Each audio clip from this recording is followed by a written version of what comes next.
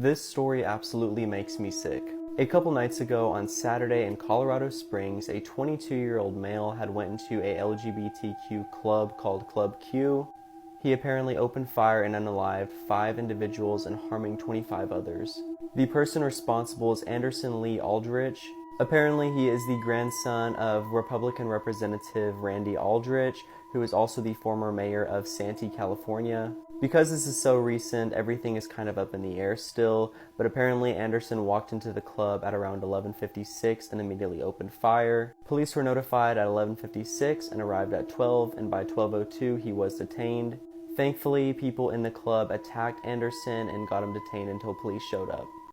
This guy here who brutally murdered his mom and then took selfies with her corpse struck a plea deal and could be out of prison in less than 2 decades. 33-year-old David Sumney beat his mother to death. Her body was found in a bathtub with lacerations and bruises and a broken back. And then he took 277 photos of her dead body, some of them selfies. Now, Sumney has admitted to the killing, but instead of being charged with first-degree murder, he struck a plea deal with prosecutors for third-degree murder, which got him a sentence of just 20 years behind bars. And because of time served, he could be back out there on the streets in 17 years, which would put him in his early 50s. His family begged the judge to prosecute him to the fullest extent of the law, to no avail, and one of his relatives called him pure evil. And this guy has a history of violence. Aside from admittedly murdering his own mother, he had a warrant out for his arrest for torturing his girlfriend in a hotel room, and then after that, he was arrested for assaulting a Lyft driver.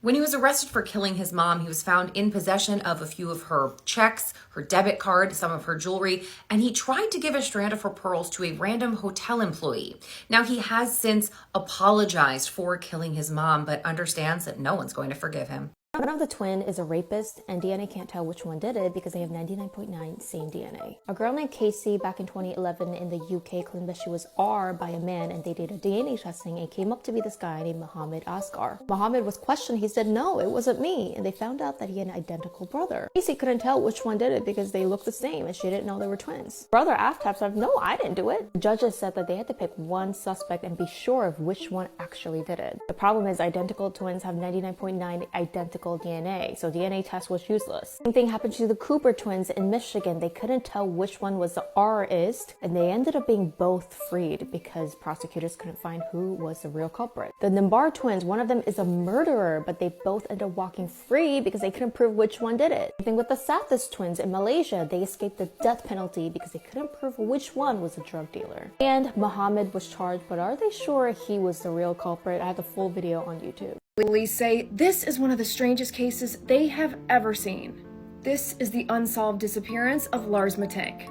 On July 8, 2014, 28-year-old Lars Matank arrived at the airport in Bulgaria. He was set to catch a flight back home to Germany. But at the airport, Lars was acting unusual.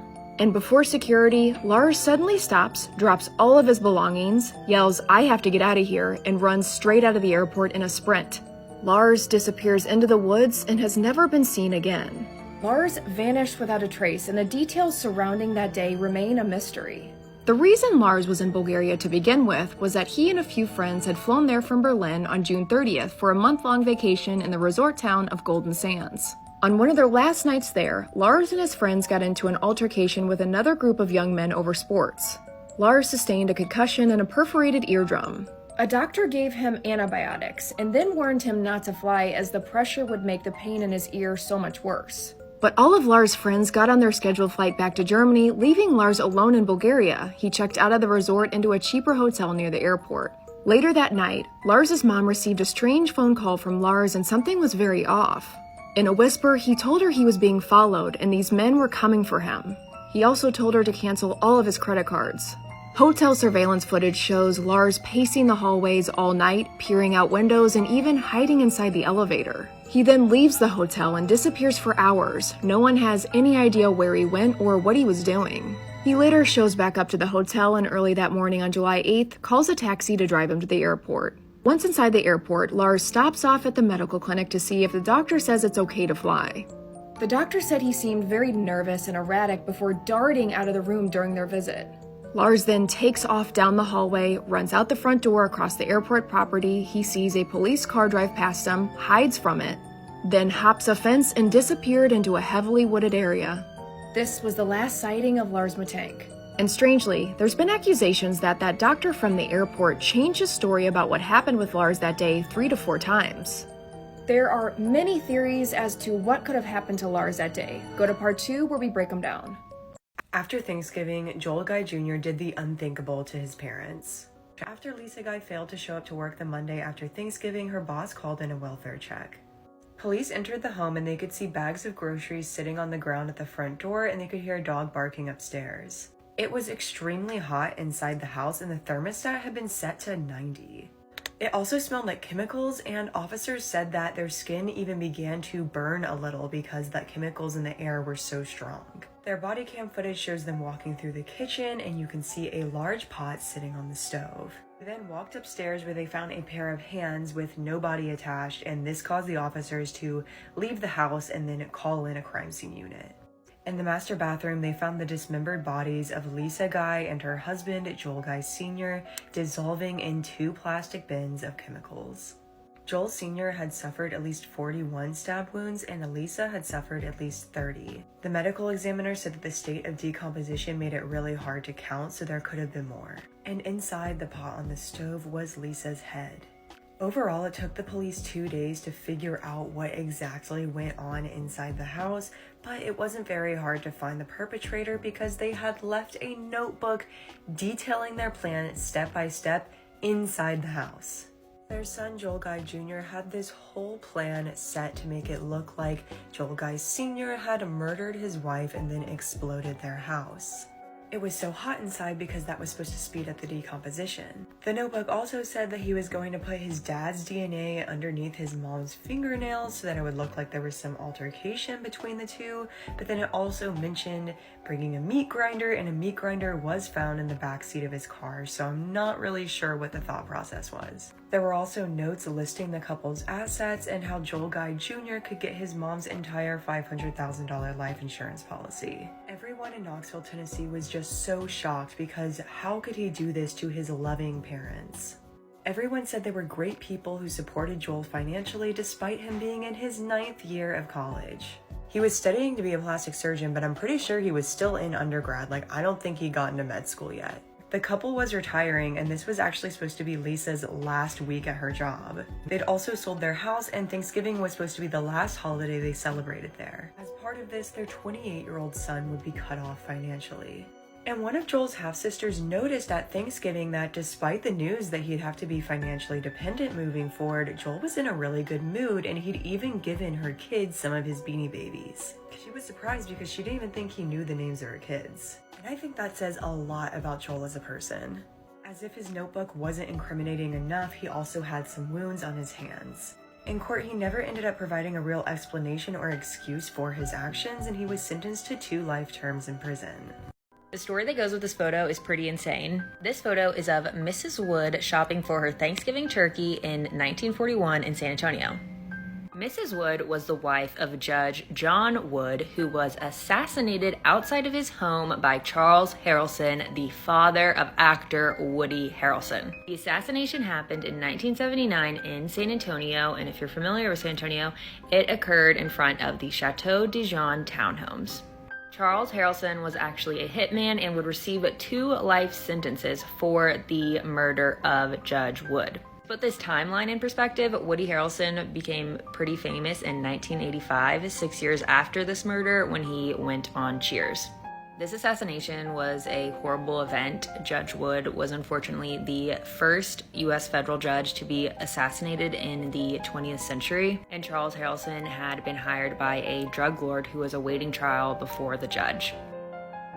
Elizabeth Holmes is going to prison for 11 years for fraud. The pregnant 38-year-old who was once billed as the next Steve Jobs was sentenced to 11 years and 3 months behind bars and 3 years of supervised release for swindling $900 million out of investors. 137 friends and family members pleaded with the judge on behalf of Elizabeth by writing letters hoping for clemency. Now, she was facing up to 20 years behind bars, so this is significantly less. Holmes had founded the medical tech startup Theranos, which promised to basically revolutionize the entire blood testing industry by only using a single drop. She raised almost $1 billion from investors, and Theranos was once valued at $9 billion. Elizabeth had also scored huge deals with major retailers to feature her blood testing device in their stores.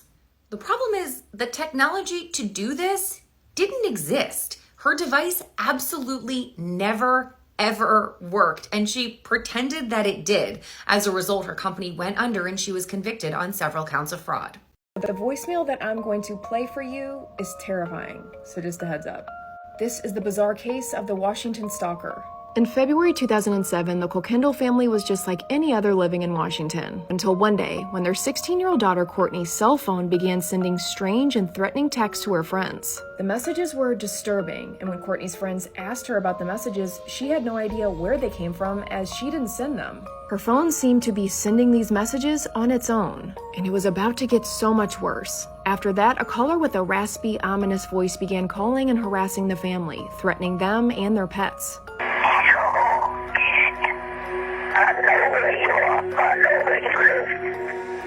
The unidentified caller knew every move the family was making in real time. The stalker knew what they were wearing and even what they were talking about inside their home.